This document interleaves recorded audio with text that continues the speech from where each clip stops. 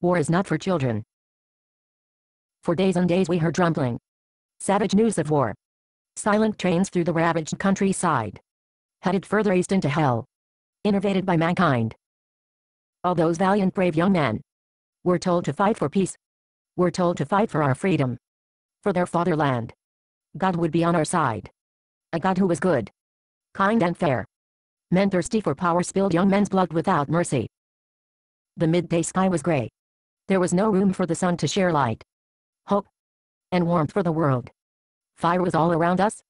Fire gushing out of man-made machines. Devilish flames came roaring through the once luscious green forest, devouring tall strong trees. Frightened animals run for cover. Old men rush about saving their livestock. Women gathering all their worldly possessions into one large ominous box. Children huddled together in corners, hiding from unknown fears and losses. Night fell upon us all, like a large black rough-woven blanket. Fire streaked through the unrestful sky, and gave us only essential light. Darkness surrounded us, but the needed sleep wouldn't come. Thundering noise exploded through the icy cold air. The wind only blew smells of death and destruction. The sun covered with dust of smoke slowly rose in the east. Mothers hurried through the darkened room covering children, protecting them from the hostile alien world outside. And then they came. Those strange-looking men from the eastern countries, plundering and burning our homes, villages and towns behind them. Tired of fighting, tired of walking, they marched cautiously in the silence through the frightened town.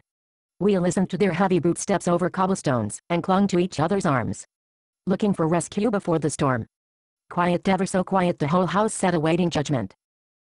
The heavy oak door opened, and in walked men with long sharp metal sabers in front of their guns. They had strange-looking eyes, long, ever so dark, glancing at us. Their hair was shaven with only one long braid crowning their head. They stared at us. East finally met West. Young men afraid of dying slowly moved through the small cluttered room, touching furniture, clocks, pictures on the fireplace. Touching us. We were not afraid any longer. They were just human beings seeking strength and support from each other. Many more tired-looking soldiers arrived, and the small room overflowed with strange-sounding names, a language alien to us. The soldiers made us leave our safe home, a home which we had shared and lived in for many long and happy years. We left behind our past, my childhood garden of dreams. Not knowing what the future would hold for any of us, we left unhurried. Leaving our personal belongings behind made us feel naked and dehumanized. But we never did look back in anger. My country, our home from which we were driven out like animals, out through the empty barren fields of winter. We went to live in a strange land. Looking behind us, people turned their faces away in silence. We knocked on strange doors, but no one was willing to let us in. Tears of grief with threads of hunger and threads of shame held together our torn lives. The cold wind from the east brought pain and suffering. Women and teenage girls were raped and terrorized at gunpoint. Old men and deserters were beaten or shot to death. Animals were slaughtered. We were held in servitude by soldiers in a concentration camp. We were cursed, damned, misled, displaced, and banished out of the region. We had no father. His name was Death. Our new mother was named Sorrow. We traveled long winding roads crowded with old people, women and their weeping hungry children fleeing from the east. A long human chain walked, crawled, slept along an icy snowy winter road. Injured soldiers, deserters with their feet frozen, wrapped in only rags. Many nights and long bitter cold days we were walking, hiding, running, going nowhere.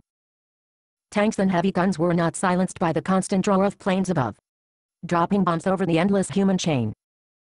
Along the way, bodies lay in the once beautiful green wildflower-filled fields. Now children and brave young soldiers lay there covered in only dust. The nights were dark and there were no stars to follow. The far sky was red from fire and blood. Only human sounds of despair, pain and suffering filled the cold night winter air.